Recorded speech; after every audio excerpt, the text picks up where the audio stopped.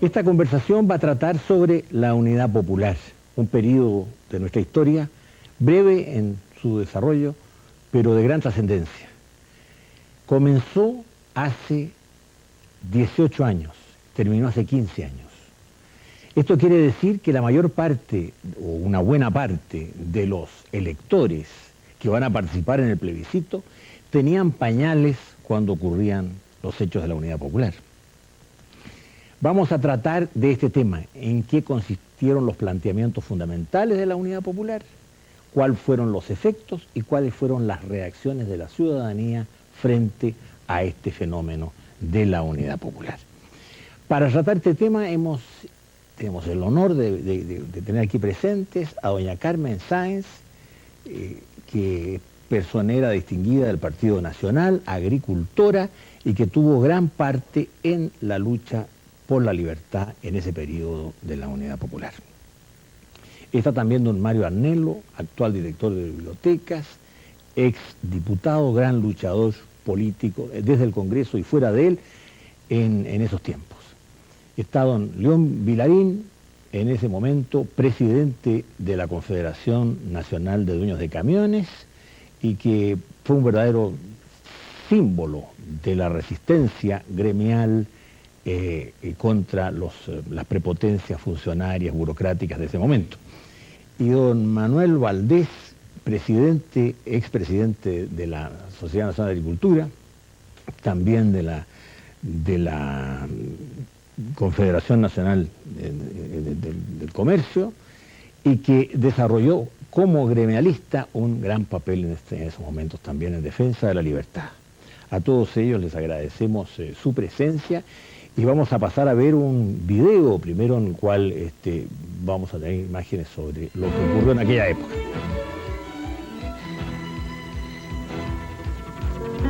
Al anochecer del 4 de septiembre de 1970, 9 millones de chilenos conocieron los resultados de la elección presidencial efectuada ese mismo día, y que desde mucho antes sumía al país en un clima de incertidumbre.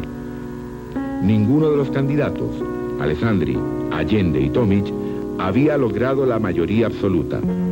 Salvador Allende, virtual ganador, sobrepasaba a Alessandri por apenas 39.000 votos, el 1,4% del total. El Congreso tendría la última palabra. El 24 de octubre, el Congreso Pleno eligió a don Salvador Allende presidente de Chile. La democracia cristiana, con 75 parlamentarios, apoyó al candidato de extrema izquierda, que contaba apenas con 78 bancas en el Parlamento.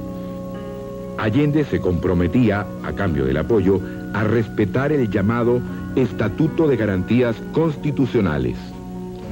Apenas 2 años después, a fines de 1972, el presidente Salvador Allende fue aplaudido al hablar en Naciones Unidas. El comentario de los observadores extranjeros era generalizado. La experiencia socialista chilena es única en el mundo y un ejemplo para los países latinoamericanos. Extraña y absurda paradoja. Allende era popular en el extranjero, mientras que en Chile, dentro de su propio país, aumentaba el descontento, la rebeldía y la indignación ante el fracaso del gobierno. ¿Qué ocurrió para que el pueblo chileno, que creyó en las promesas y que apoyó electoralmente a Salvador Allende, transformara su apoyo en rebeldía en menos de 3 años? Tal vez la respuesta más aclaratoria esté en la frase pronunciada por el propio Allende en Valparaíso pocos meses después de iniciar su mandato. Yo no soy el presidente de todos los chilenos, y sería un hipócrita si lo dijera. Repito, yo no soy el presidente de todos los chilenos. Esa frase simbolizaba el sectarismo que rigió las actividades de la Unidad Popular, dividiendo a los chilenos en bandos que se transformaron en irreconciliables. Los primeros ataques fueron dirigidos contra el sistema judicial.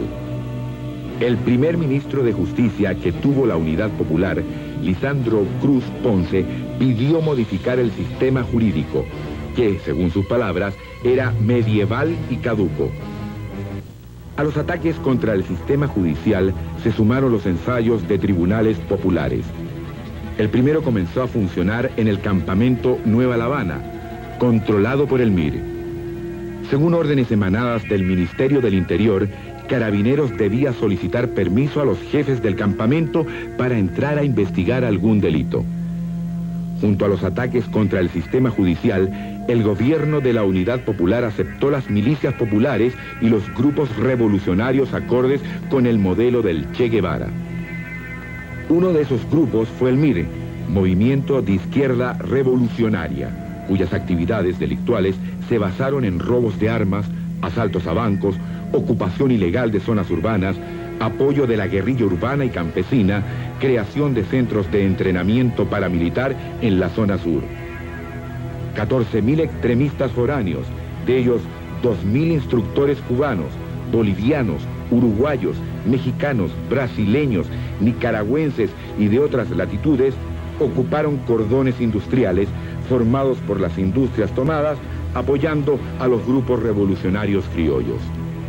Soy uruguayo, me llamo Juan II, nacido en Montevideo. Bueno, yo también soy uruguayo, estoy colaborando con las brigadas de trabajo voluntario de la Federación Estudiantil de Chile. Para nosotros es una experiencia formidable. Yo que soy americano, no importa de qué país. Aviones cubanos no registrados aterrizaban en Pudahuel los fines de semana con cargas que no pasaban por aduana. Las profundas divisiones tocaron también a la Iglesia Católica, donde grupos como el de los 80, Cristianos por el Socialismo e Iglesia Joven predicaban la unión entre marxistas revolucionarios y católicos revolucionarios. La presión gubernamental se hizo sentir además sobre medios de comunicación a través de trabas a la industria impresora, intentos de estatizar la papelera, asaltos y controles tributarios. También las radios sufrieron el ataque de la violencia de la Unidad Popular. Desde luego hubo largos periodos, como en octubre de 1972, donde se instituyó una cadena oficial de noticias y las radios no podían transmitir sus propios noticiarios. Todo lo que era noticia de actualidad estaba en manos del gobierno. Y el gobierno hacía caso omiso de las órdenes de la Contraloría o las objeciones de la Contraloría General de la República a estos decretos que imponían la censura sobre todas las radios del país. Se intentó infiltrar, sin éxito, a las Fuerzas Armadas y se intentó también sin éxito la instalación de un sistema educacional denominado Escuela Nacional Unificada, que según el gobierno de la época sería acorde con los valores sociales, culturales, filosóficos y políticos que orientaban el proceso revolucionario. Chile vivía, además de las tensiones económicas, la incertidumbre social y la violencia.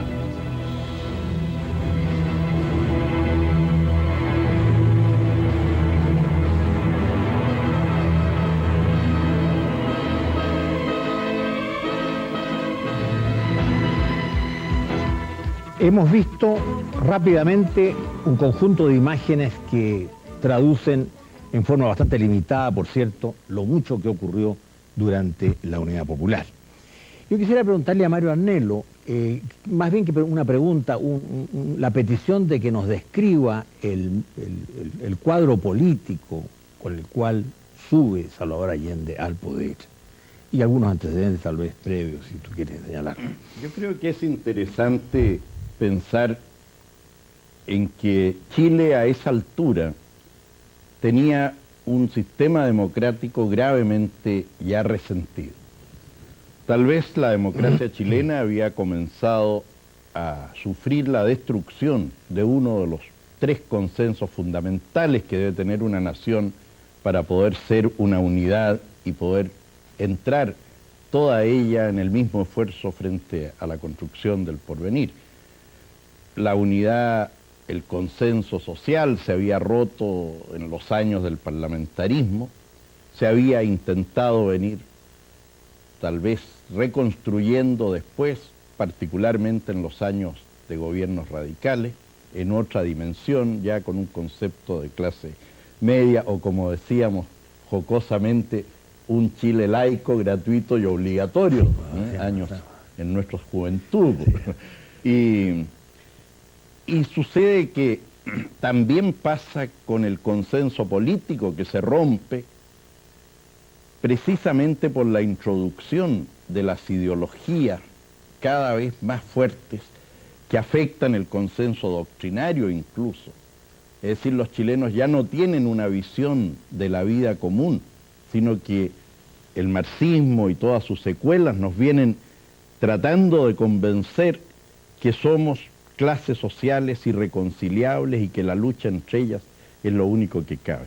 Y la democracia se va transformando en una especie de cáscara hueca que carece de poder para imponer la legalidad y de convicción, tal vez, para que todos la obedezcan, la respeten y actúen en consecuencia dentro de ella.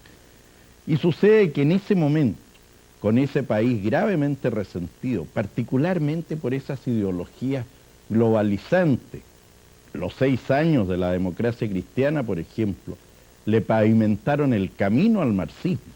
Se lo pavimentaron primero porque destruyeron el sentido exacto de la legalidad y pasó a ser un arbitrio de la mayoría en que podían destruir los derechos de las minorías simplemente por juntar más votos en el Congreso.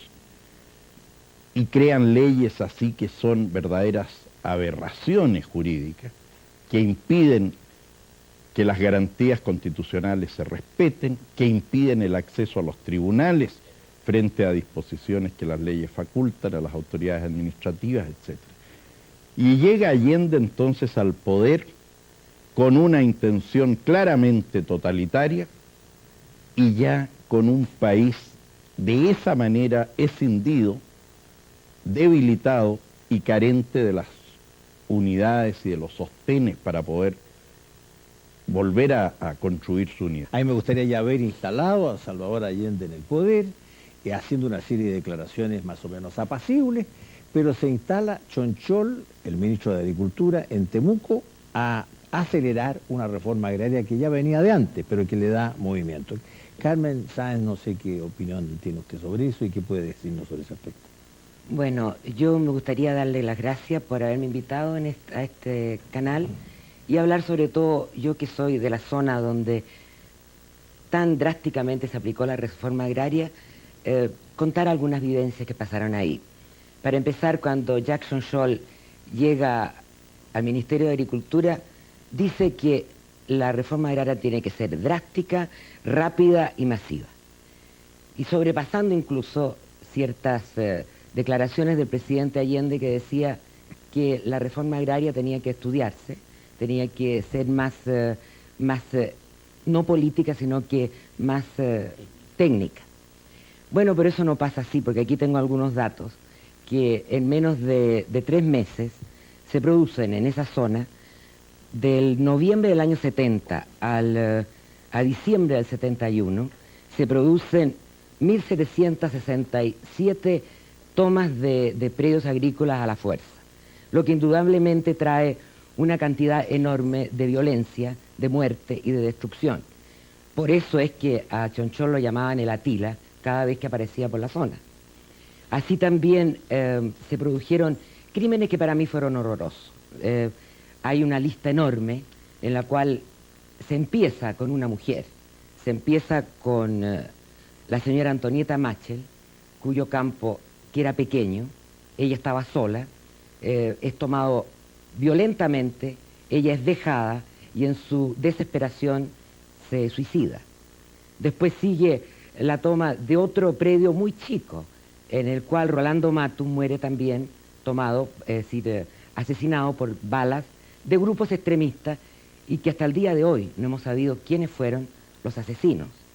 Y a propósito de eso, ¿cómo se inició la reforma agraria? ¿Quiénes fueron los iniciadores y qué es lo que abrió el paso a este proceso tan destructivo, ¿no? Arturo, y agradezco también la oportunidad de poder conversar estos temas que creo que son muy importantes para muchas personas jóvenes que creo que tienen interés por estos temas. Creo que el origen de la reforma agraria, en los términos que la conocimos, debemos situarla en el señor Kennedy. Resulta que en épocas en que estaba el señor Kennedy de presidente con sus liberals, con sus asesores, estimó de que el problema que vivía la falta de producción y de desarrollo en la agricultura se debía a una errada estructura de la tenencia de la tierra. Hecho que posteriormente ha quedado perfectamente en claro que era una falacia y que se tomaban en cuenta para estimar latifundios grandes extensiones de cordillera y de lugares que eran absolutamente inexplotables. Pero avanzando en el tiempo, viene una reforma constitucional que posteriormente es enmendada en tiempo de la democracia cristiana por el ministro de Justicia, don Pedro Jesús Rodríguez, y acto seguido una enmienda del senador Patricio Aylwin que autoriza a tomar posesión de los inventarios y de las maquinarias de los predios con un simple depósito simbólico, es decir, un trámite administrativo. De manera que todo este proceso, la parte jurídica... O sea, si le entiendo bien, lo que ocurre es que por simple decisión administrativa, o sea, sin intervención de los tribunales, puede decretarse la expropiación. Eso es correcto. Y tomarse el campo. Eso es correcto. Con un agravante, Arturo, si me permite. La verdad es que esta modificación a la propia ley de reforma agraria demócrata cristiana la presenta el senador Aylwin como una manera de evitar que 85 juicios que tenía perdida la Cora en la Corte Suprema, ya porque había perdido en la Corte de Apelaciones y había recurrido a la Suprema, se ganen simplemente porque le quitan el piso a los tribunales para que fallen y transforman por ley en administrativo el trámite que era judicial. Y lo dejan sin defensa. Ahora, creo que tan importante como el tema del dominio, y sabemos cuán trascendente es en la estabilidad de las instituciones y en la evolución democrática, creo que es muy importante algo poco conocido, que es el sufrimiento de las personas que no eran dueñas, eran los trabajadores de los predios. Y era una clase muy importante, que me refiero a los llaveros, a los mayordomos, empleados, que por disposición de la ley no eran aptos para estimarse asignatarios. Y siempre se soñaba con algún día ser propietario. Por supuesto que dentro de la ideología marxista era ilusorio pensar de que todos estos predios iban algún día ser divididos para ser entregados en propiedad. Porque entiendo que Chonchoro una vez dice por ahí que solamente casa y huertos serán propiedad individual, lo demás queda como y entonces empiezan colectiva. a formarse estos verdaderos colloses de grandes haciendas estatales, donde las personas empiezan a perder toda sensación de futuro. Y entonces viene la lucha y el conflicto entre los trabajadores, porque empiezan a darse cuenta de que el no estar en las listas de los más extremos, si ellos conservan, diríamos, su natural sentido de respeto, tradición y sentido de legalidad que es tan profundo en nuestro campo, si no están en la avanzada, tienen el riesgo de quedar fuera de toda posibilidad, fuera de su casa y fuera del trabajo. Por lo tanto, hay un subtema que no es el del propietario. Aquí siempre se ha dado en sentar que este es un ataque contra el dueño de los predios. No, este fue un ataque contra la dignidad del hombre y de la mujer de trabajo. Y así lo entendió el campesino. Y de allí nace entonces una etapa que después seguramente escucharemos de León Vilarín, en el sentido de que se va formando una resistencia de una gran cantidad de hombres y mujeres de trabajo, que ven atropellados los derechos básicos para poder seguir y trabajar. ¿Qué es lo que hay debajo de esto? El Estado totalitario sin duda, porque tú tienes, como veíamos en el video, ¿no es cierto?, una de las características del sistema constitucional chileno desde el origen, el poder judicial con sus atribuciones legales y constitucionales y su independencia de funcionamiento. Pues bien, a ese lo quieren reemplazar por tribunales populares. Al Congreso Nacional lo quieren reemplazar por la Asamblea del Pueblo. Es decir, los sistemas de educación que había creado la nación chilena con Estado docente, con educación particular, con educación de la Iglesia, etc. Toda la quieren colocar dentro de la ENU para poder hacer un ladrillo en la mentalidad de los chilenos. Y entonces tenían que dominar a los chilenos también por el hambre. Claro. A ver, ¿y cuál fue el tipo de resistencia o cómo recibió el sector suyo, el sector de los dueños de camiones, digamos, el problema del apetito de poder, llamémoslo, de la Unidad Popular? Mira, Arturo, primero te agradezco que me hayas invitado y quiero decir para partir en primera, digamos, que yo estoy aquí en mi condición de chileno y de ciudadano, no represento ni mucho menos al gremio, integro la directiva nacional, pero no hay un pronunciamiento hasta ahora de la directiva del gremio, de modo que nadie puede atribuirse la representación de los camioneros de Chile adheridos a la Confederación para formular una declaración cualquiera. Y menos yo, que tengo cierto sentido de la responsabilidad y desde luego del ridículo. Ahora, tú me preguntas derechamente y te contesto directamente. A nuestro entender, lo que ocurrió en el gobierno de Allende, yo lo conocí entre paréntesis Allende más de 40 años. Y lo he dicho mucho y creo que es bueno repetirlo ahora para los jóvenes de aquella época y para algunos que no son tanto y que siguen pensando que la historia en Chile no ha tenido ninguna modificación, en Chile no ha pasado nada, o casi nada, en estos 15 años y antes. El problema para mí es que esta gente no conocía a Chile ni conocía a los chilenos.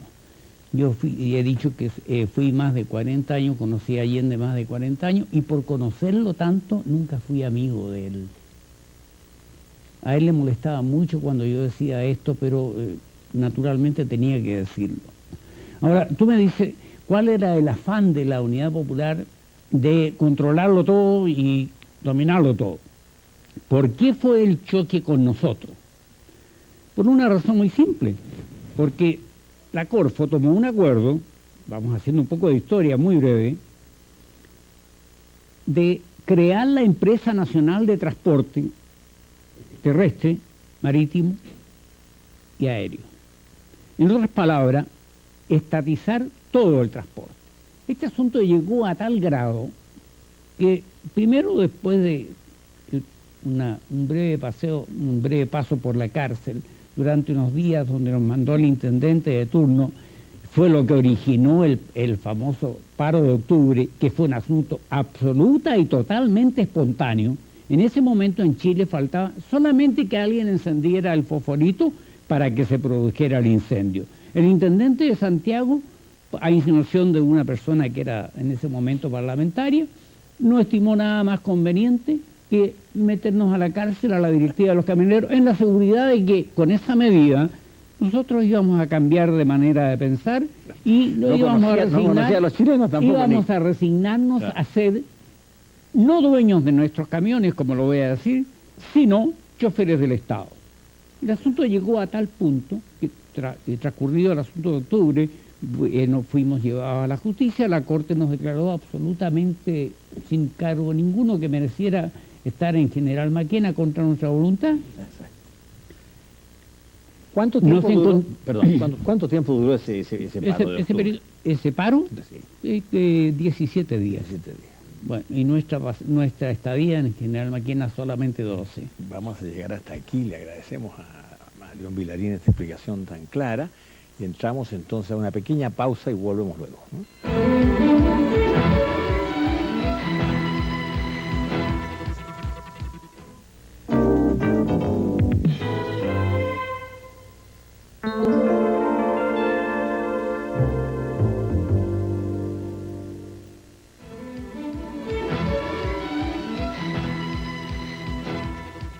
Carmen Sáenz, creo que un factor muy importante de todo este proceso de la Unidad Popular y de la reacción ciudadana respecto de las cosas que estaban ocurriendo es la actuación de la mujer.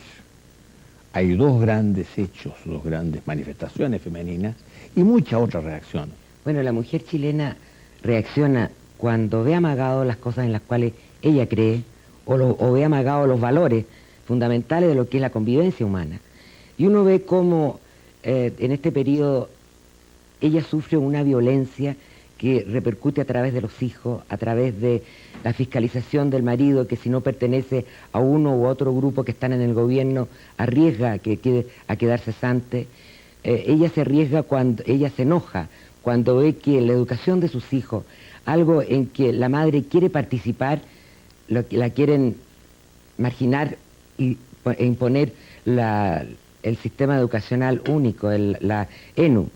Después ella reacciona cuando va a la botica y no encuentra los medicamentos que necesitan para las enfermedades, cuando el desabastecimiento es tan grande que enteran a veces noches enteras para poder conseguir un pedazo de pan. Por lo tanto, esa violencia, esa falta de comunicación que existe en los chilenos, esa polarización, eso mismo que a cada rato dicen que se está gobernando para un sector y los demás no somos chilenos, realmente pertenecemos a otro planeta, va metiendo a la mujer en el problema político, cosa que ella muchas veces se margina, pero en este momento se da cuenta que como leona tiene que defender las cosas que ella cree. Y es así como se organiza la Marcha de las Cacerolas, como se organiza... ¿Cómo es eso de las marchas de las cacerolas? ¿En qué consiste exactamente? Las ollas vacías. O sea, eso se viene, por eso a mí me molesta cuando ahora están tratando de emplear lo que fue un símbolo en contra de la unidad popular, que ahora lo quieran hacer como algo propio. Me acuerdo que fue una pobladora que me dijo, señora Carmen, esta reunión que estamos llamando, llevemos algo que realmente signifique lo que estamos pasando. Y ella fue la que tuvo la idea de llevar las cacerolas vacías y golpearlas, como nos golpearon a nosotros durante todo el trayecto, ¿no? Porque todavía tengo aquí una cicatriz de unas papitas con gilet que nos tiraban, y al hacer así, por suerte me alcanzó a golpear solamente el brazo. Y ahí se produjo... Ahora, este símbolo de la olla vacía no significaba yo no tengo que comer, sino que no hay cosas en el almacén. Claro, no había de nada. Porque es distinta la angustia de una persona que no puede, porque no tiene en ese momento como... Había billetes, pero no había que comer. El que no haya en el sistema, porque entonces sí que la hambruna es una cosa manifiesta. No, y solamente había otra cosa espantosa que era el mercado negro, porque pagando más la gente podía encontrar cosas, pero entonces ahí era donde los que hacían uso del mercado negro para llenarse los bolsillos. Perdón, eran las JAP. Claro. Ese intento de crear el estas control juntas de alimentos, claro, en las poblaciones que le permitían entonces controlar así directamente a todas las dueñas de casa. O sea, es una forma de un razonamiento. intento de controlar a Chile por el estómago. Por el estómago, esa es la parte. Y la mujer es libertaria, la mujer no quiere que se le metan en la educación de sus hijos, no quiere verse presionada. Por lo tanto, ella hizo un gran papel durante la Unidad Popular y creo que en el futuro tiene un gran papel que cumplir también. John Villarín, sigamos con el paro. Yo quiero llegar rápidamente al tema nuestro. ¿Por qué los camioneros fuimos al segundo paro? Nosotros, contrariamente a lo que se puede pensar, somos gente que hemos logrado alguna educación y hicimos gala de esto en el Congreso de Antofagasta, porque junto con tomar el acuerdo de ir al paro indefinido hasta las últimas consecuencias, se lo comunicamos en una nota esa misma tarde al intendente de Antofagasta y le entregamos a él en su despacho la nota. Naturalmente me imagino que el intendente todavía no la ha leído, porque en otro caso yo no estaría en este momento en el Canal 7. Ni ha apreciado al intendente de esa fecha lo que significaba esta resolución nuestra de ir al paro hasta las últimas consecuencias, que fue la resultante de la votación que recogimos en todo el país en 2 o 3 vueltas que le dimos al gremio para saber qué es lo que los camioneros querían y hasta dónde estaban dispuestos a defender sus camiones, su herramienta de trabajo. Esto desembocó en lo que el país conoce y hasta las últimas consecuencias era eso. Ahora, llegamos a un acuerdo, yo lo he dicho aquí, lo he dicho en el extranjero, desgraciadamente se ha dicho poco, se ha divulgado poco. Estando yo con varias órdenes de detención que tenía siempre no menos de 2 y no menos de 4, tuvimos 4 reuniones con Allende en su casa de Tomás Moro, en compañía de 2 o 3 dirigentes más del comando y del gremio de camioneros. Y finalmente llegamos a un acuerdo. Y previa consulta al presidente del Senado y al presidente de la Cámara, que en ese tiempo era el expresidente Frei, en paz descanse, y el diputado señor Pareto, en el sentido que el proyecto que se mandaría al Congreso que resolvería todos los problemas que había provocado el gobierno, todos, absolutamente todos, hasta el más mínimo detalle, que fue confeccionado por una comisión de 8 abogados, 4 del gobierno y 4 en representación de los gremios, presidido por el general Raúl Contreras Fischer. Y ese proyecto no llegó al Congreso. El día 30 de agosto del año 72, a las 8:15 de la mañana, me llamó por teléfono el expresidente Allende y me comunicó que el proyecto no iba al Congreso. Le pregunté alarmado a qué se debía esta resolución. Me manifestó lo siguiente: el proyecto no va al Congreso porque no puedo cometer este error. El camarada Carlos Altamirano, secretario general de mi partido, me ha notificado que si envío este proyecto al Congreso, me expulsa del partido y me declara traidor al pueblo. Y él, como decía siempre al entrar a la Moneda, me dijo: ¿para qué voy a cometer este error si los voy a derrotar? Estas fueron las últimas expresiones que escuché del presidente Allende. Le dije: presidente, debo entender entonces que los gremios quedan en libertad de acción y yo también, me dijo. Vamos a ir ahora entonces a un video para continuar con las imágenes sobre la Unidad Popular. Uno de los primeros decretos presidenciales del gobierno de la Unidad Popular fue destinado a indultar a 43 extremistas de izquierda procesados o prófugos. Son jóvenes idealistas que actuaron impulsados por un superior anhelo de transformación social, dijo Allende, agregando que en su decisión había un contenido destinado precisamente a erradicar totalmente la violencia. Los buenos propósitos del mandatario fueron desvirtuados pocas horas más tarde por los propios indultados. Brigadas del MIR y del BOP, vanguardia organizada del pueblo, a los que pertenecían los liberados, desfilaron por las calles de Santiago con banderas negras sujetas en largos coligües con puntas de acero. Era la primera aparición de los linchacos, temibles armas usadas por los coreanos en la guerra de 1950. La aparición de algunas brigadas, tanto en la extrema izquierda como en la extrema derecha, desató una violencia que afectó a todo el país. Nadie se oponía a que el propio presidente Allende tuviera una guardia personal que se conoció como GAP, Grupo de Amigos Personales.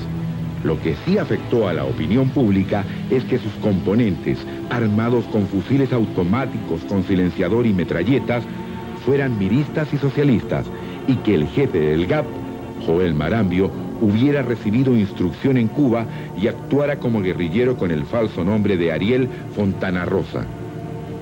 El GAP llegó a tener 200 hombres y el propio Salvador Allende debió reorganizarlo luego del asesinato de un adolescente de 17 años que trabajaba como jardinero en el Cañaveral, residencia de descanso del mandatario. La violencia llegó a su punto máximo la mañana del miércoles 9 de junio de 1971. Un automóvil se atravesó frente a la del ex vicepresidente Edmundo Pérez Ujovich y en que viajaban este y su hija María Angélica. Dos hombres con metralletas destrozaron la ventanilla del lado izquierdo y lanzaron varias ráfagas. No hubo tiempo de nada, ni siquiera de oraciones. Nosotros frenamos, el tipo se bajó con una ametralladora ya a punto de disparar, se puso al lado de atrás y le disparó a escasos centímetros varias ráfagas de ametralladora y gritando algo contra él, que no me acuerdo exactamente qué era, pero era contra, eso no me da ninguna duda. Uno de los asesinos, Ronald Rivera, había sido indultado por el presidente Allende. Pertenecía al grupo Vanguardia Organizada del Pueblo, y en la lista de futuros fusilamientos estaba el expresidente Frei, los senadores Patricio Elwin y Juan de Dios Carmona y otros políticos opositores, como lo reconoció posteriormente el Partido Comunista. En medio de ese clima, el 10 de noviembre de 1971, y en un avión soviético, Ilyushin, llegó al país el primer ministro de Cuba, Fidel Castro. Allende le pidió apoyo para mejorar su popularidad, deteriorada por la crisis económica, y para detener la violencia de la ultraizquierda que ya sobrepasaba al mandatario. Fidel Castro le hizo el favor. Habría que ser un cretino para pensar que esta victoria es menor porque se produjo en las urnas y no por medio de las armas, dijo Castro en uno de sus discursos.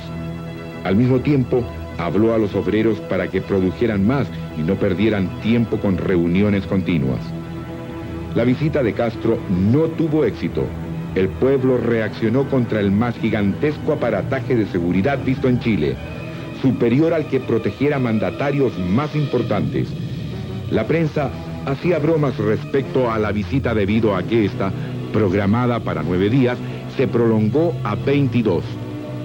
Castro mostró su desilusión al decir en Valparaíso que la prensa lo fastidiaba, lo mostraba como un intruso metido en todo y que le echaba en cara su visita al país. Y su desilusión fue mayor cuando al acto de despedida en el Estadio Nacional no concurrió la cantidad de gente que se esperaba. Pero la visita de Fidel Castro no fue inútil. Un día antes de su partida, el 1 de diciembre de 1971, se realizó en Santiago la primera protesta femenina contra el régimen y que se conoció como la Marcha de las Cacerolas. El sonido de las ollas, que representaba el clamor de las dueñas de casa angustiadas por el desabastecimiento, acompañó a Castro en su última noche en Chile. La protesta femenina fue un anticipo. El colapso, 20 meses más tarde, fue la reacción de un país paralizado, sin transporte, sin profesionales, sin alimentos, con gran parte del comercio cerrado y donde la primavera y las cuecas de septiembre no podían cambiar la frustración y la amargura de los chilenos.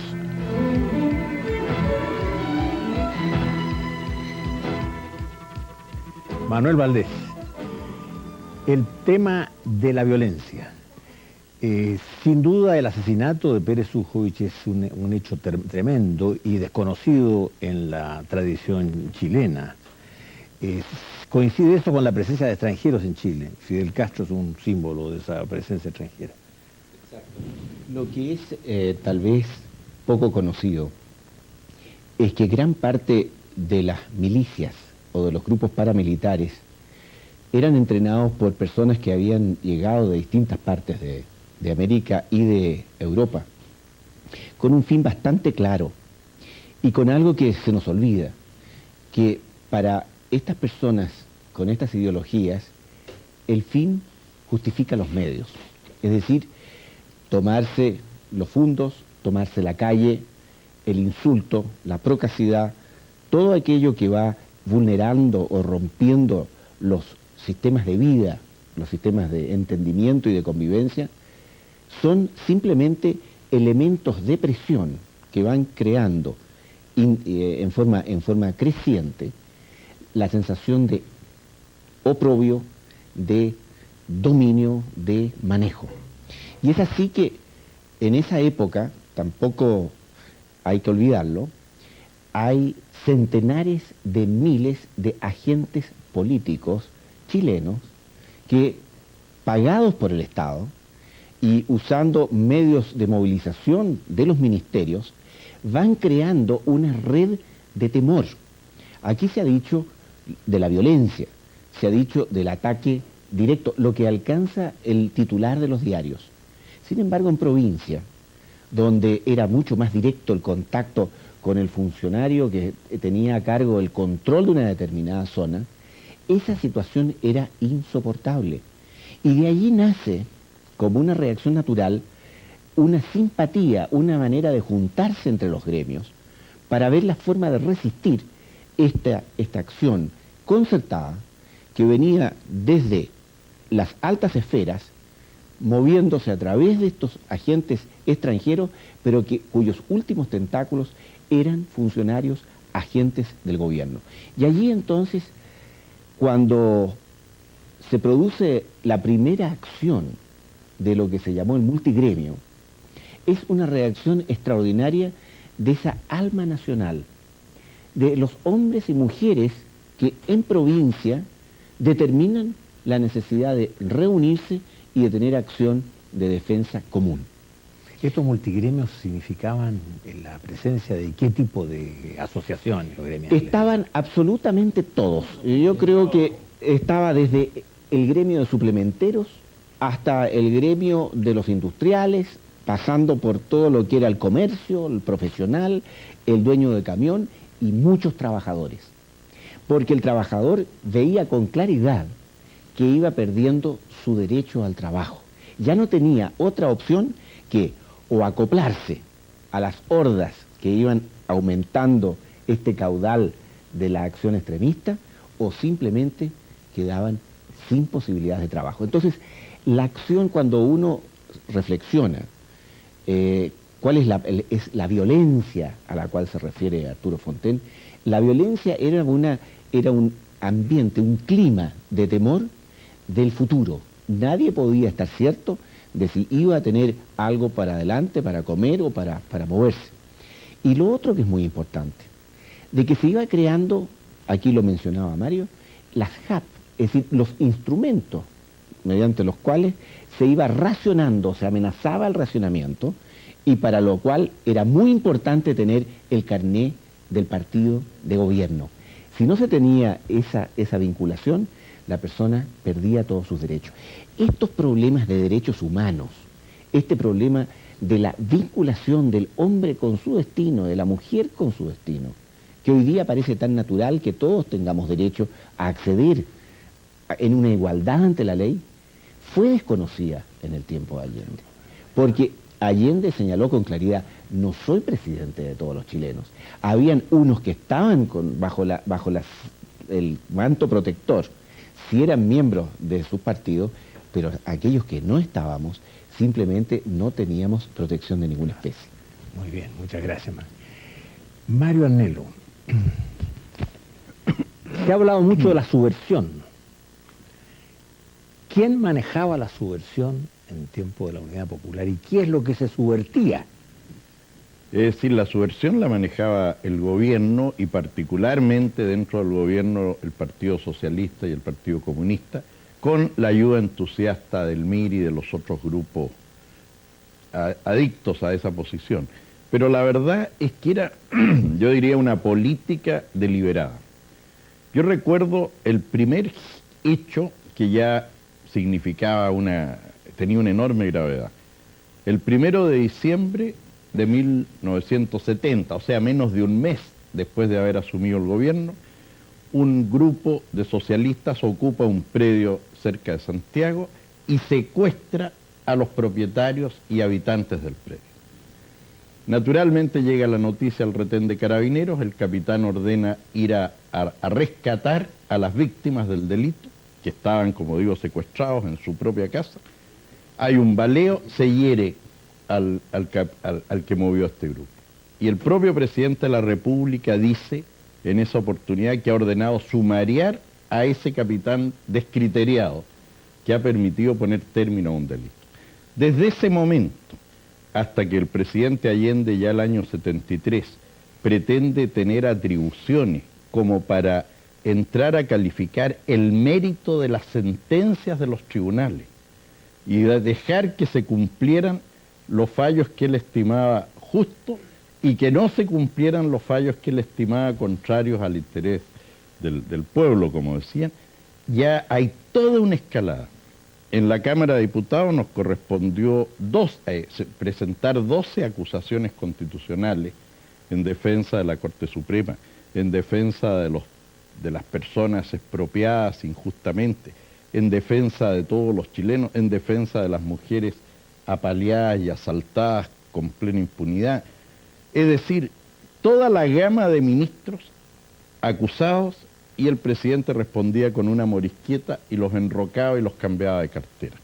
Hasta finalmente el 22 de agosto del año 73, en que la Cámara de Diputados declara por una amplísima mayoría la ilegitimidad de ejercicio en que había incurrido el gobierno del presidente y llama a las Fuerzas Armadas a hacer respetar la legalidad en Chile e impedir que continúe este camino de anarquía. León Villarín, la papelera no, te puedo decir lo siguiente, uno de los 7 puntos que nos mantuvo en la cárcel fue precisamente ese, porque los camioneros entendíamos que con el control de la papelera implicaba el control de la prensa y la falta de información, y el gobierno asumía lógicamente el reparto del papel y se lo daba a sus partidarios y se lo negaba a los que él estimaba a sus enemigos. En esto también incorporamos el problema de la reposición en el aire de la radioagricultura de Los Ángeles, lo que finalmente se obtuvo, entre otras cosas. Porque tú me dices solamente el caso de la papelera. No, nosotros incluimos en lo que eran nuestras reivindicaciones que nos mantenían en la cárcel, el problema de la reposición de todos los despedidos, desde los obreros de Sumar hasta los funcionarios del Banco Central, que se opusieron a que se cometiera una vez que ellos pudieron el delito de sacar dinero chileno y dólares del Banco Central hacia el extranjero. Y el oro del banco. Lo tenían encajonado, listo para mandarlo a Rusia, igual que el oro de España. Una de las cosas que nos tuvo en la cárcel fue esa reivindicación. Es bueno que ahora, a través del Canal 7, la mayoría del país se imponga de estos hechos y la gente reaccione y piense. Yo diría que yo tengo una aspiración en este minuto. En Chile, como ciudadano chileno, tengo una aspiración. Y creo que lo puedo decir en este canal. Y espero que el canal lo comunique a sus televidentes. Que los hombres de iglesia oren realmente por Chile sin agregarle ningún apellido a la oración. Arturo, antes que se nos termine el tiempo, si ya tú se me acabó, das, pero en fin, sigue nomás. Si tú me das un medio minuto, yo quiero repetir algo que he dicho aquí y en el extranjero. ¿Por qué están las Fuerzas Armadas y Carabineros de Chile en este momento en el poder? Porque el Comando de Defensa Gremial, que fue el nombre definitivo que tuvo el comando que presidí, acordó el 7 de septiembre pedirle por escrito a los 4 comandantes de las Fuerzas Armadas, incluido el director de Carabineros, que asumieran el control político del país, atendiendo al juramento que hicieron cuando asumieron sus funciones de carabineros o hombres de las Fuerzas Armadas, de defender la patria cuando está en peligro. Esta es un poco la historia, la verdad que yo conozco y que me consta de por qué las Fuerzas Armadas están en el gobierno. A mí me tocó llevarle al general Pinochet la carta y nos distribuimos el trabajo entre 4 dirigentes. Eso fue en la Universidad de Chile, si mal no recuerdo. Exacto. Ese mismo día, 7 de septiembre. Lamentablemente la conversación va a tener que terminar aquí. Yo les agradezco muy fervorosamente la contribución que han tenido en esta conversación y debo de dar las gracias a Carmen Sáenz, a León Vilarín, a Mario Arnelo y a Manuel Valdés, la valiosa contribución que han prestado a esclarecer este tema de la unidad popular. Muchas gracias, buenas noches.